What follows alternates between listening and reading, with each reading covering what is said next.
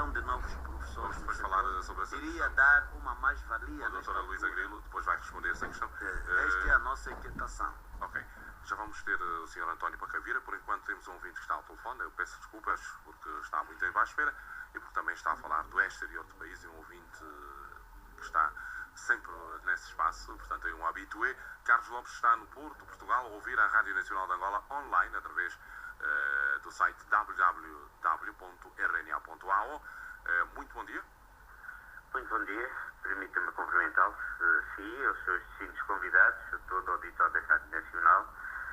Ter uma lei de bases de educação e do ensino aprovado muito recentemente é, digamos, algo de importante para o desenvolvimento do país, que se baseia na educação do homem, e esse homem que começa exatamente com o ensino primário e ter a gratuidade desse ensino até a nona classe, também quererá dizer que a médio prazo poderemos pensar em prolongar esse ensino gratuito mais para frente. Agora, como já disseram os convidados e muito bem, a lei só será efetivamente boa quando regulamentada, ela será com eficácia aplicada nas suas diversas vertentes. Globalmente, temos como positivo que as crianças até o 9º ano não paguem. Há que depois fiscalizar todo o sistema, isso no ensino oficial. A tutela, a autonomia do ensino privado é extremamente importante, porque por vezes, como já foi dito também, existem localidades em que só existe o ensino privado e essa tem que complementar, inclusive, a instalação dos próprios professores que vão dar as aulas. E o ensino privado, por aquilo que se sabe, é um estabelecimento que também tem que ter lucro, porque senão fecha, e esse sentido de ter lucro exige um maior rigor e as tais condições, que também já foi dito por um convidado, que muitas vezes a escola pública não tem, desde energia, água, elementos didáticos, livros, biblioteca e por aí fora. Por isso, há que complementar toda esta vertente de incluir o próprio ensino profissional, permitindo que, ao concluir o ensino secundário, neste momento geral, permita o acesso à universidade e se, no que diz respeito à formação de professores, foi dado o exemplo da parte da bioquímica, pois optar na Universidade de Biologia e Química, pois isso vem contra a tal monodicência, porque se efetivamente ou se aposta numa coisa, numa especialidade, ou aposta-se numa formação generalista. Quer isto dizer que ainda há muito a fazer em termos práticos, isto vai acontecer com a regulamentação, mas a expectativa enquanto cidadão, pai, que tem os seus filhos a serem educados, é que neste momento eu partilho a ideia de que efetivamente o nosso ensino na base básica, no primário, está mal. E está mal porque inclusive chega-se a uma 6ª classe e não há uma avaliação, não há um exame. Não se sabe se essa criança no 9º ano, e que muitas vezes chega à universidade sem saber escrever como deve ser, expressar as suas ideias como deve ser. Por isso, há muita coisa a fazer, passa pela formação de professores, que esta própria lei de base dá muita importância, e que estes professores tenham também a confiança na sua carreira profissional, na sua remuneração, nos seus subsídios, nos compromissos que o Executivo vai assumindo perante a classe, perante o ensino, perante as crianças. E não nos esqueçamos de uma coisa, é que ainda temos milhares de crianças fora do sistema do ensino, e essa sim é uma grande preocupação. Desejo um bom dia. Muito obrigado. Bom dia, obrigado Carlos Lopes, está no Porto, em Portugal. Temos mais ouvintes? Bem, muito obrigado. Só para recuperar a questão das propinas e esclarecer, eu acho que faltou uma palavra-chave. Nós vamos ter balizas. A questão do preço vigiado tem a ver com balizas. Pode-se cobrar, por exemplo, de 10 a 20, ok? Não inferior, porque é dumping, e não superior, porque cria uma infração. Então vamos ter balizas. Não é que se vai taxar um valor único, não. Dentro dessa margem é que se vai definir, tanto para o ensino geral e para o ensino superior também. E dizer que nesse quesito há um trabalho já muito avançado, fez um estudo de habilidade econômica com o Ministério da Educação. O Ministério da Educação dirigiu esse estudo e teve os parceiros. E aí houve uma sintonia perfeita entre o Ministério e a Associação. E aí há que respeitar despesas de capital e despesas de investimento. Tem que se levar sempre em consideração isso. Portanto, era só para recuperar e esclarecer. Bem, a doutora Luísa, antes da doutora Luísa, o meu colega Gonga referiu-se há pouco ao artigo 10, a questão da gratuitidade. Eu recebi uma mensagem há bocadinho a perguntar se o Estado não é capaz de distribuir manuais até a 6ª classe a todo o país, será que vai fazê-lo até a 9ª classe? É uma questão que algum ouvinte colocou, mandou uma mensagem. Pronto, fica para reflexão. Mas nesse artigo 10º, eu acho que há aqui uma linguagem que não é politicamente correta, que diz que referente à merenda escolar, que, enfim, como se diz em direito, ela diz o seguinte, permita-me a redundância, a merenda escolar para todos os indivíduos que frequentam o ensino primário nas instituições públicas de ensino. Aí acho que exclui todas as outras crianças que estão no ensino privado. Devia estar aí, se as condições permitirem, ela pode ser extensiva às crianças do ensino privado. Ok? Não podemos aqui achar que o ensino privado é só para uma elite. Não, no ensino privado estuda toda a gente. Mas acho que não é politicamente correto encerrar aqui esse artigo colocando taxativamente crianças do ensino público. Por outras palavras, pede merendas para as escolas privadas. Se possível, sim. Eu sei que a situação econômica não permite, mas tenho experiência aqui em Cabinda, quando possível, o governo de Cabinda estende a merenda escolar aos privados também. Okay. Posso lhe garantir isso.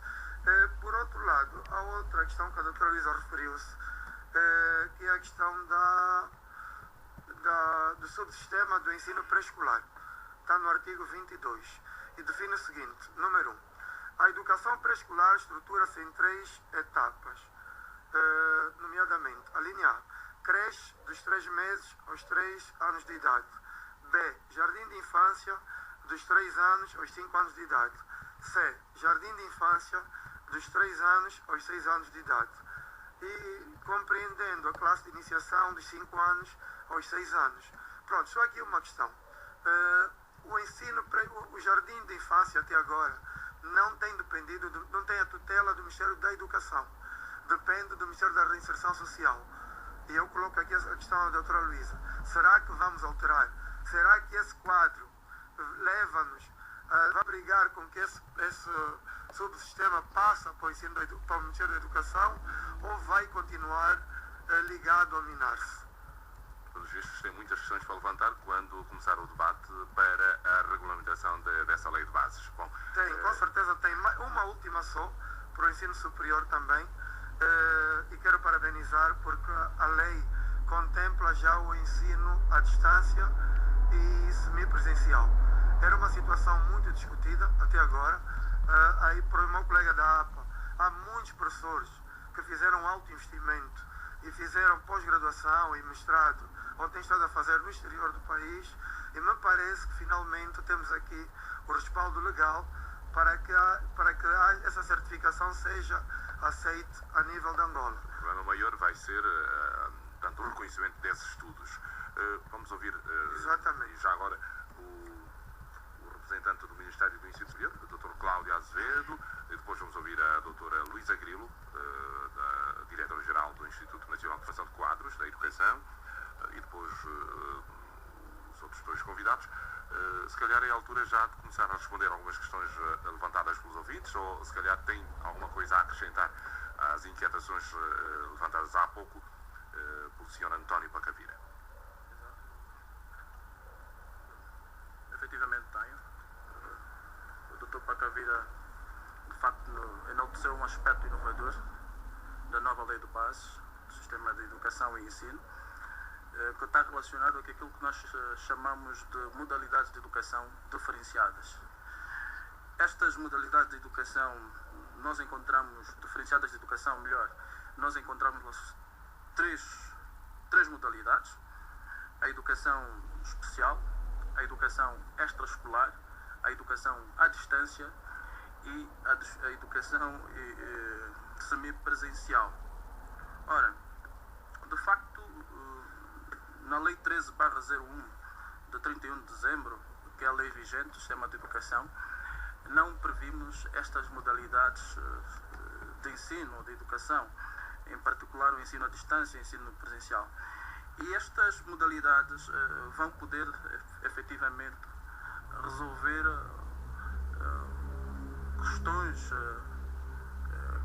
inquietações que nos têm sido apresentadas por muitos estudantes que têm frequentado formações à distância, na modalidade de ensino à distância ou mesmo semipresencial, e que têm de facto alguma dificuldade de seu reconhecimento, uma vez que são modalidades que não estão ainda regulamentadas no nosso sistema de educação. Felizmente há já esta previsão em termos legais e que logo então após a publicação da Lei de Bases, que foi esta semana aprovada pela nossa Assembleia Nacional, quer o Ministério da Educação como o Ministério do Ensino Superior vão trabalhar nos respectivos instrumentos regulamentares.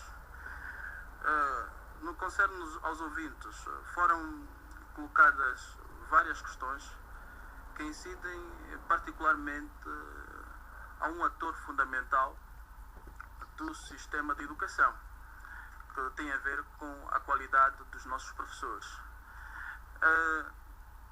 Se repararem, a nossa Lei de Bases dá uma grande importância à formação de professores. Tanto é que temos um subsistema de formação de professores que incide numa formação de nível médio dos professores, mas também a nível do ensino superior. O que significa que, para se exercer a atividade docente a nível profissional, as pessoas devem ser previamente preparadas. Devem efetivamente fazer parte de um programa de formação específica para o efeito. E efetivamente nós, a nível das nossas instituições, e aqui estou a falar de uma forma geral, falando do próprio sistema de educação, vamos encontrando muitos docentes que não têm perfil para exercerem atividade docente, como bem disse também aqui o representante da APA, e também foi evocado aqui pela professora e doutora Luísa Grilo, mas é um trabalho que quer o próprio Ministério da Educação, o Ministério do Ensino Superior e todos os parceiros do Estado no domínio da educação devem efetivamente levar a cabo, no sentido de corrigir... O que é que vai ser feito? Porque no sentido algumas universidades que estão a agregar a formação pedagógica, os seus docentes... Exatamente. No ensino... Este é um caminho. Este é um dos caminhos. No sentido de corrigir essas debilidades. Ora, a nível do ensino superior... Em relação aos outros níveis de ensino? Também. Em primeiro lugar, exatamente também em termos de instrumentos regulamentares, definir de forma clara o estatuto da carreira do docente a nível dos diferentes subsistemas de ensino. E aí nós devemos exatamente estabelecer regras claras quanto ao ingresso nesta carreira. Quem deve ser docente? É uma questão que todos nós, a sociedade angolana, efetivamente deve abordar. Qual o perfil que deve ter um docente? Esse debate ainda não está acabado? Este debate efetivamente ainda não está acabado. Porquê? Porque se nós repararmos, a educação é um processo dinâmico. E se for ver a referência da atual Lei de Bases, nós temos uma Lei de Bases que quase vigorou por 2 décadas. E houve transformações sociais, e particularmente no domínio da educação. E neste sentido, também no que concerne à atividade docente, ela evoluiu. Os níveis de exigência hoje não são as mesmas, não são os mesmos que se nós tínhamos há 20 anos atrás. Portanto, temos exatamente que adequar o estatuto da carreira docente nos mais variados subsistemas de ensino. Ok. Já vamos ouvir o senhor representante da APA. Agora entendo porque é que estou a ser constantemente convidado a voltar a dar aulas. Afinal de contas, fiz formação no INE, depois no INCHED e deixei de dar aulas há coisa de 10 anos. Se calhar volte. Por causa dessa questão que se levantou aqui, quem é que deve dar aulas, afinal de contas? A questão do perfil do professor. Vamos começar primeiro por ouvir tanto o senhor, a doutora Luísa Grilo, e depois é que vamos ouvir o representante da APA. Ou tem alguma questão rápida? Eu acho que a doutora Luísa, como representa praticamente a educação, seria bom que ela tomasse primeiro contato com as nossas inquietações. Talvez, na sua resposta, poderia generalizar então, a resposta. Vamos Ok, dando continuidade à intervenção feita pelo representante do ensino superior, eu colocaria aqui na mesa as seguintes questões. É sintomático nós ouvirmos de que a qualidade do ensino tem estado a degradar-se cada vez mais com a reforma educativa a partir da altura que se implementou a reforma educativa.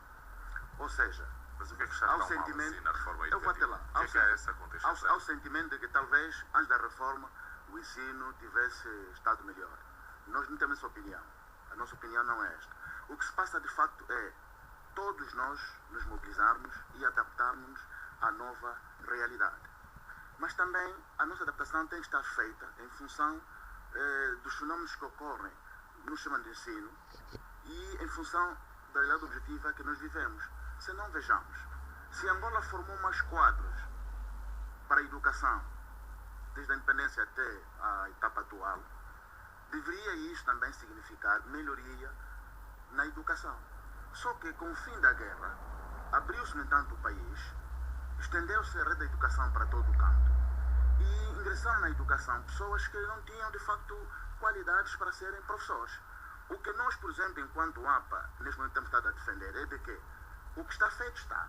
Devemos agora lutar para superar aqueles que estão no setor e que carecem de canto de qualidades.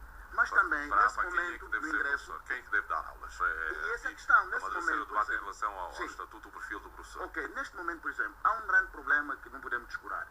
São os concursos públicos. Os concursos públicos não são, no entanto, realizados pela Educação. Não são, digamos assim, executados de forma específica pelas direções provinciais, mas sim pelos governos das províncias. E então, nós temos estado a defender que quando existir algum concurso no setor da educação, só deve ser para indivíduos com formação na educação. Não podemos consentir que o facto de que há um curso público na educação, todo indivíduo que tem um nível acadêmico pode ser professor. Ser professor é um compromisso com a ciência e com a técnica. Ser professor é uma questão de formação específica. É uma arte ensinar. Portanto, não podemos ser qualquer aventureiro, o simples facto de acabar uma universidade, tem que ser professor. Este, de facto, é o grande problema. E se esse problema não for resolvido, vamos continuar a focar sempre na falta de qualidade do professor, por quanto falta de ensino, e nunca resolveremos esse problema. Há que pôr travão nisto. Só pode ser professor quem, de facto, tem agregação pedagógica. E aqui, por exemplo, na própria lei, um item que se debruça da formação contínua dos professores. Nós temos bem há pouco tempo numa iniciativa feita pela Direção da Formação de Quadros, e da Dr. Luísa pode o dizer, e dos vários intervenientes naquela ação que está a ser levada a cabo para se encontrar o perfil do professor do ensino primário e do primeiro ciclo, a nossa inquietação foi automaticamente que os professores precisam de uma superação permanente, mas de qualidade. Não podemos apenas nos ater com os simples seminários, por exemplo, que ocorrem nas escolas, que são repetitivos e que não trazem tanto inovações. Quer dizer, há de facto a preocupação por parte do Estado em criar condições para que a educação mude de qualidade. Há permanentemente a consciência para a direção do Ministério da Educação em melhorar a qualidade dos professores, mas no momento da drenagem, no momento do ingresso, há aí um problema que tem que ser estancado. Quem entra como professor de educação não pode ser qualquer indivíduo, tem que ser o indivíduo que tem ligação pedagógica. Ok. Parece que já, não é parece, existia no passado o Centro de Superação de Professores. É uma entidade que deixou de existir.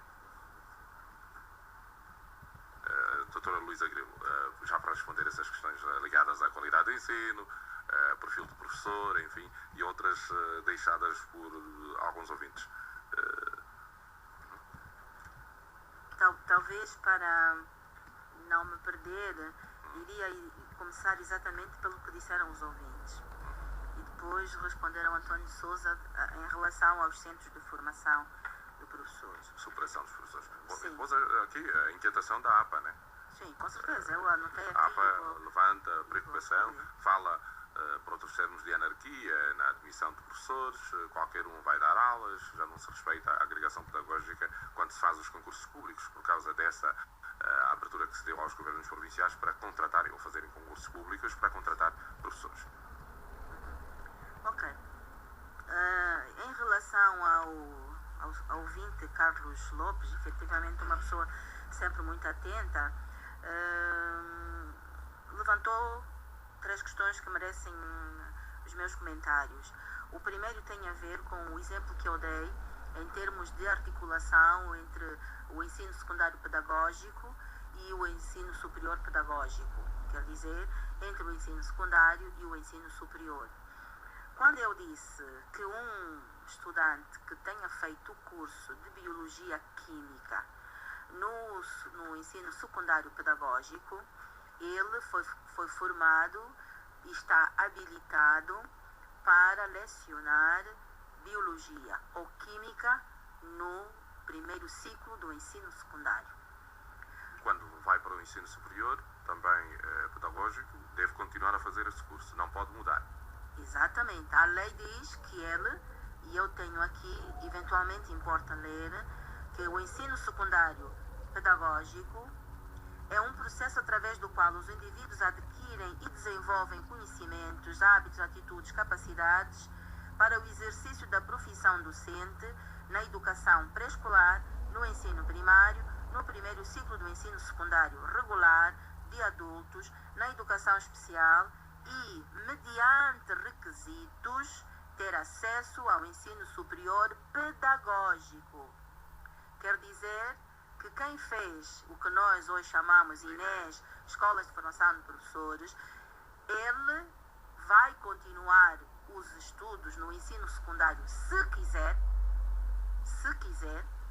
mas tem que fazê-lo no ensino superior pedagógico e não, por exemplo, na Faculdade de Medicina, não na Faculdade de Direito, não noutra. Se ele fez um curso de formação pedagógica, um ensino secundário pedagógico, ele tem que se capacitar que fará o ensino superior pedagógico. Portanto, pode não ser só biologia. Se formou em biologia, por exemplo, se fez o ensino secundário, o tal INE, por exemplo, em biologia e química, vai para a universidade, só deve fazer ou química ou biologia. Não pode fazer, por exemplo, linguística, filosofia, psicologia. É exatamente isso que eu estou a dizer.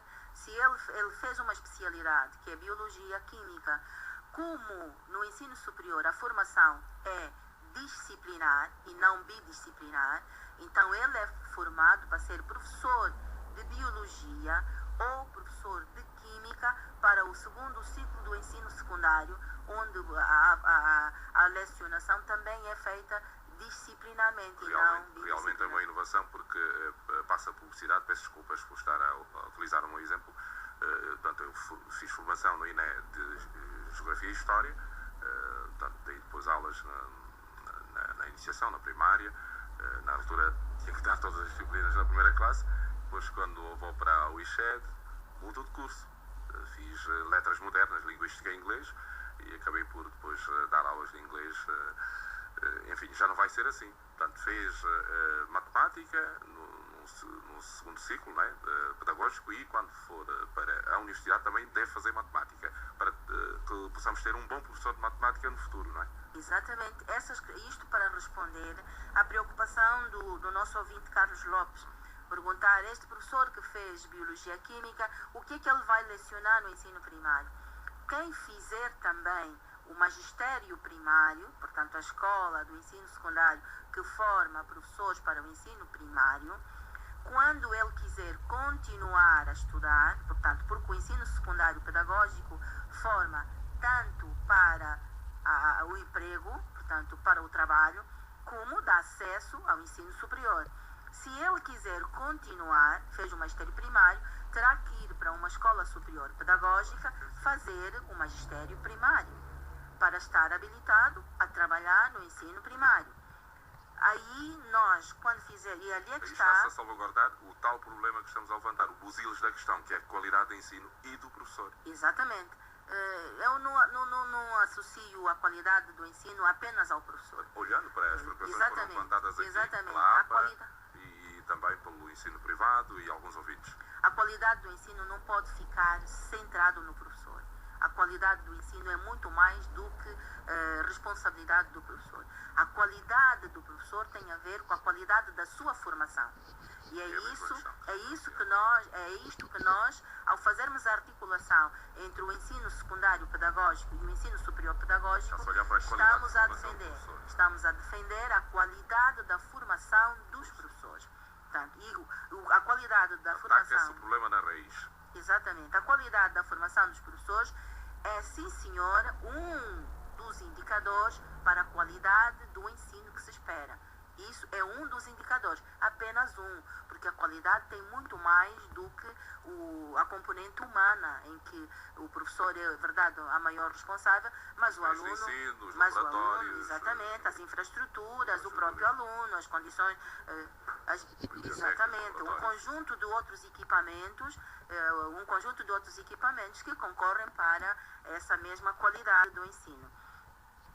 Portanto, nós, ao garantirmos esta formação, por exemplo, deste exemplo que estamos a usar, quem fez o magistério primário no ensino secundário pedagógico vai para o ensino superior pedagógico, ele virá como um formador para os professores do magistério primário. É um formador que é especialista do ensino primário, com todas as condições acadêmicas e profissionais para ser um bom formador dos futuros professores do ensino primário. Esta articulação entre os sistemas visa exatamente isso.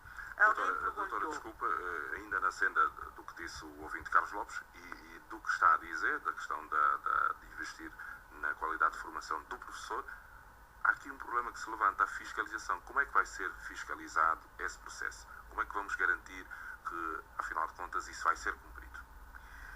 Nesta nova lei, consagra um conjunto de agentes de educação. Entre eles, e nós estamos habituados a chamá-los, são especialistas da educação.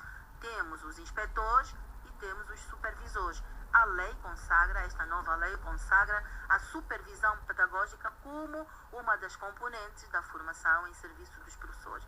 Portanto, este trabalho da qualidade da formação tem efetivamente outros atores que vão contribuir para que essa formação seja efetiva nas nossas escolas.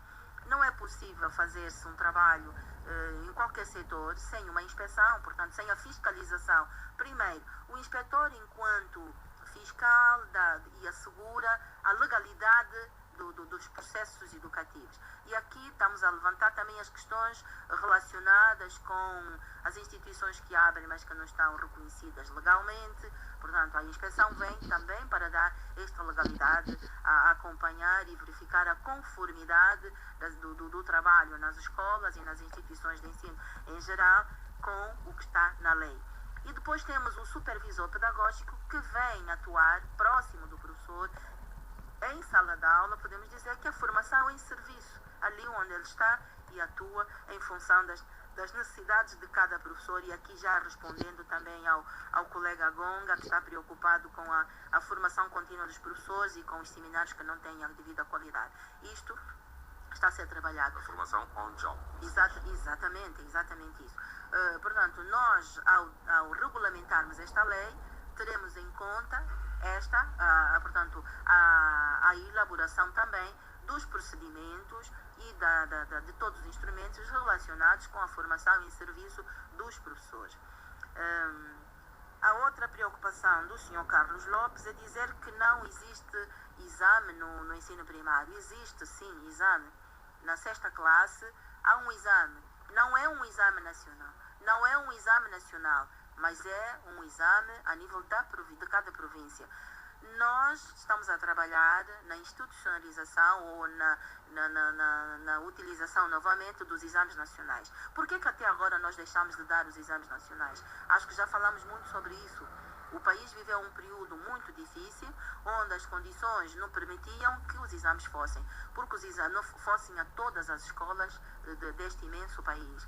Agora que as condições estão criadas, as vias de acesso estão, porque um exame nacional exige que a prova seja dada no mesmo dia, na mesma hora, em todas as localidades do país. E isto ainda não era possível. Não era possível.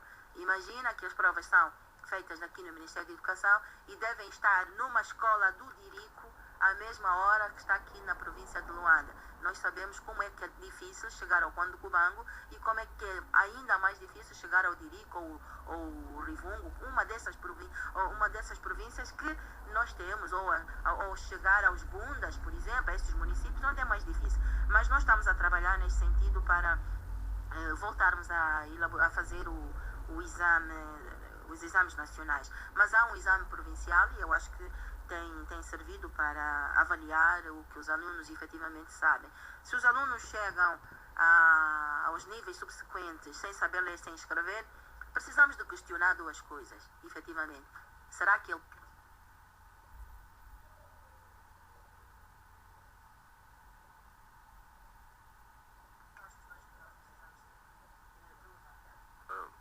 Gostaria que ligasse o microfone, a doutora Luísa Guilherme.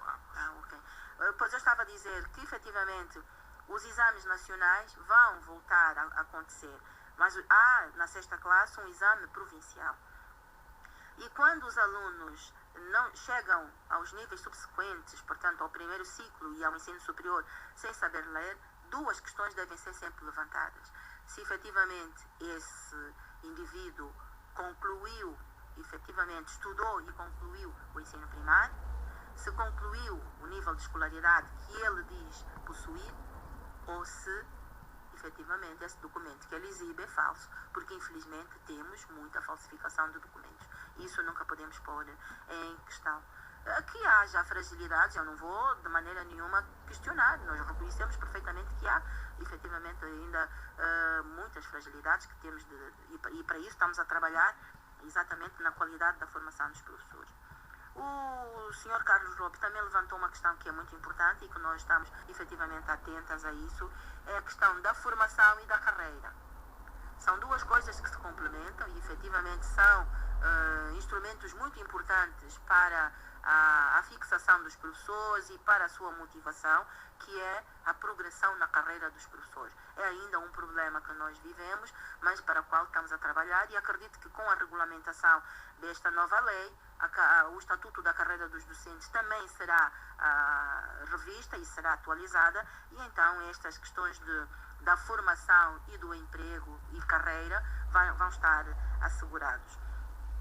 E aqui também respondo já ao colega Gonga, que levanta a questão dos concursos públicos de admissão de professores, que efetivamente até agora estão sob responsabilidade dos governos provinciais, mas efetivamente nós também vamos trabalhar para melhorar os mecanismos de recrutamento de professores para o setor da educação. Estamos a trabalhar nisso. A avaliação que fizemos, estamos a fazer o piloto da avaliação da qualidade dos professores, estamos efetivamente a levantar também questões relacionadas com os concursos de admissão de novos professores na carreira, e isso vai nos dizer quais são efetivamente os caminhos que nós devemos trilhar para que entre para o sistema de educação apenas e só aqueles que têm efetivamente formação perfeita, aqueles que estão habilitados para serem professores do ensino primário, do pré-escolar, do primeiro ou do segundo ciclo do ensino secundário. Estamos atentos a isso, temos efetivamente ainda fragilidades, mas estamos efetivamente a trabalhar para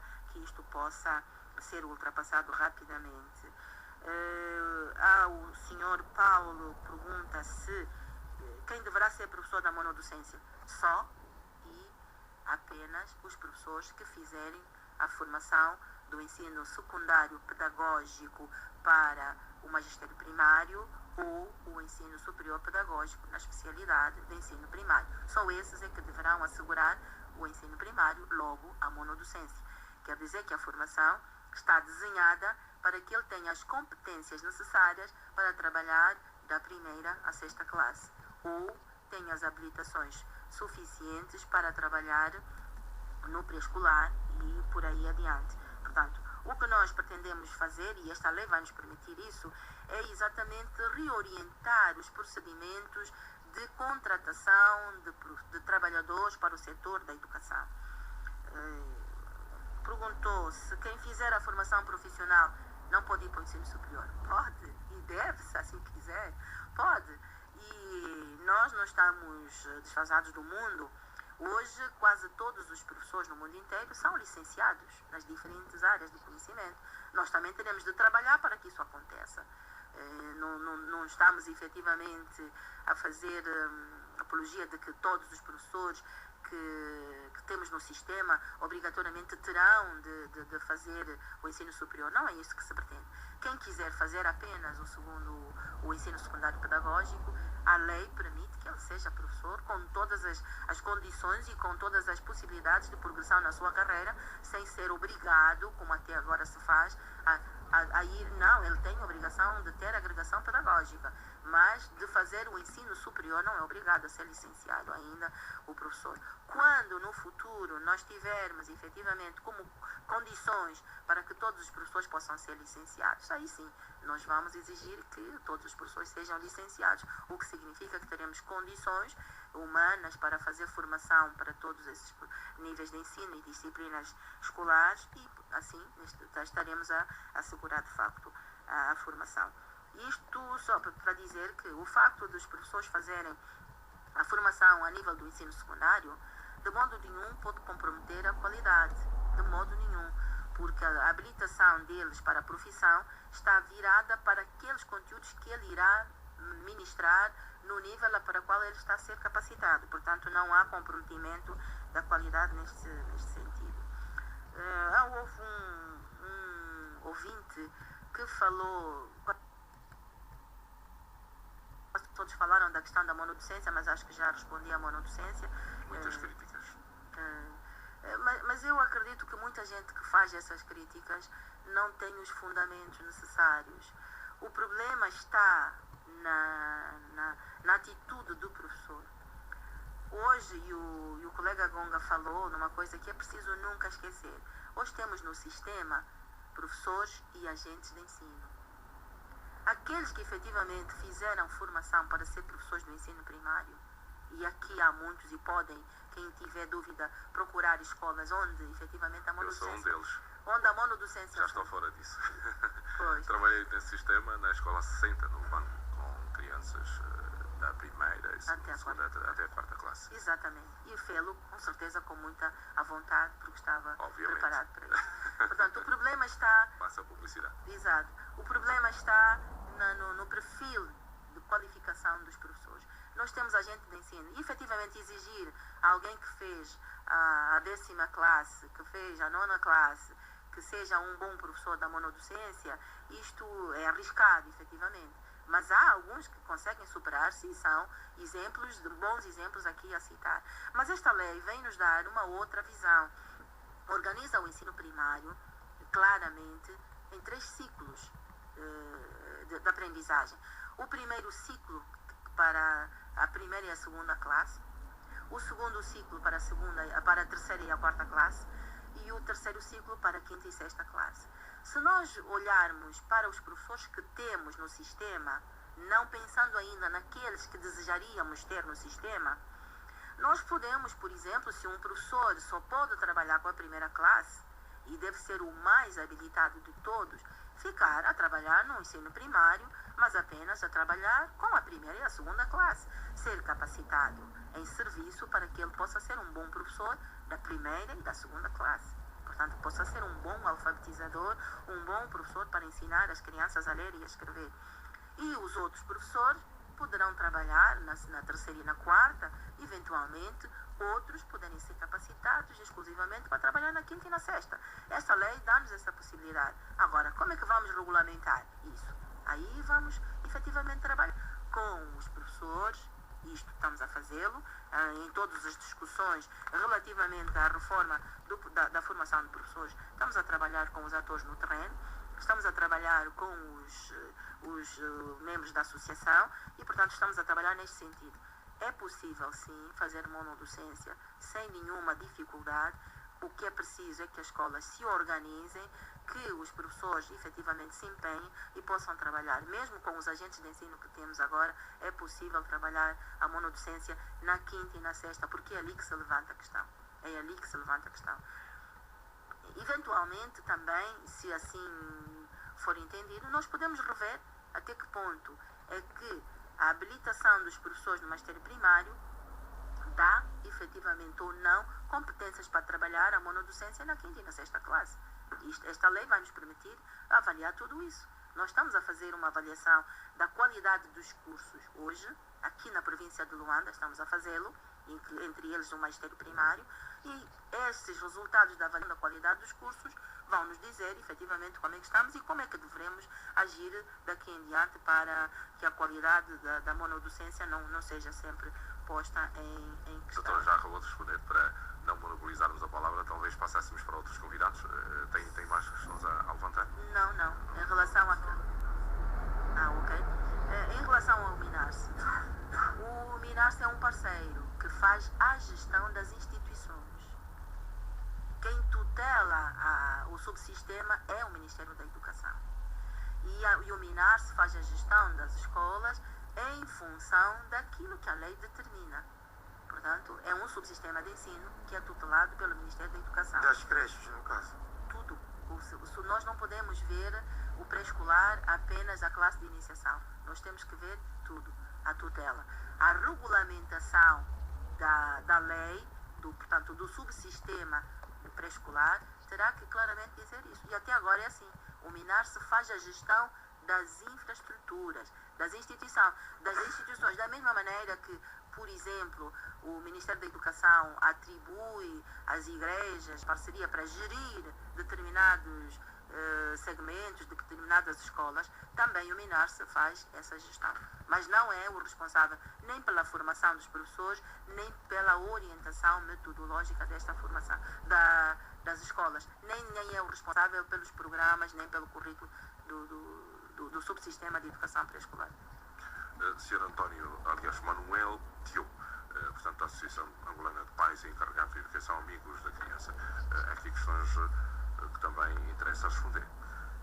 Para nós é tudo benéfico a explicação que a doutora Luísa Grilo deu-nos, mas nós continuamos a ter bastante inquietações em relação ao número ou à oferta que contempla o universo das nossas crianças. Nós continuamos a dizer que o número de professores nas escolas públicas é ínfimo, é insuficiente. Então é preciso olharmos nisso. Há anos atrás houve déficit das instituições, mas hoje já temos instituições de ensino bastante ampliadas em todas as comunas, municípios e cidades. Então é preciso ocuparmos essas instituições. É um investimento que o governo conseguiu empreender. O que é necessário fazer é preciso que a política da admissão dos professores seja coerente. E a nossa participação, as nossas opiniões têm sido levadas em conta pelo Ministério da Educação. Nesta altura há um interregno em relação à admissão de professores e nós não sabemos o porquê, e nós gostaríamos de pedir ao Executivo angolano que olhasse mesmo profundamente na preocupação do setor da educação, porque é preciso estancar esta situação. Nós precisamos desses professores. Por outra, as instituições do ensino particular, elas existem para cobrir o grande déficit no ensino público. E deveria também se olhar nesta vertente em termos de reconhecimento de algumas instituições. É verdade que há localidades onde o ensino particular existe e não é reconhecido. Então, nós gostaríamos que o Ministério da Educação fosse atempadamente a localidades para detectar essas situações. Eles vêm para dar uma mais-valia. Queixa de que localidade, concretamente? Nós, mesmo aqui na província de Luanda, ainda temos bairros, por exemplo, em Viana, instituições do ensino particular ainda não reconhecidas. Então, é preciso dar cobro nisso. E eles atendem uma grande necessidade da população. Estão legalizadas A essas legalidade não está lá muito bem aceita, não está muito bem aceita, e eles têm um número de alunos muito elevado, porque o importante... Estão a funcionar à margem da lei. À margem da lei. O importante é termos todas as crianças, que é aquele que um compromisso do Estado angolano, até em 2018 estancar o analfabetismo. Então, se o objetivo é este, temos que dar cobro a todas as situações.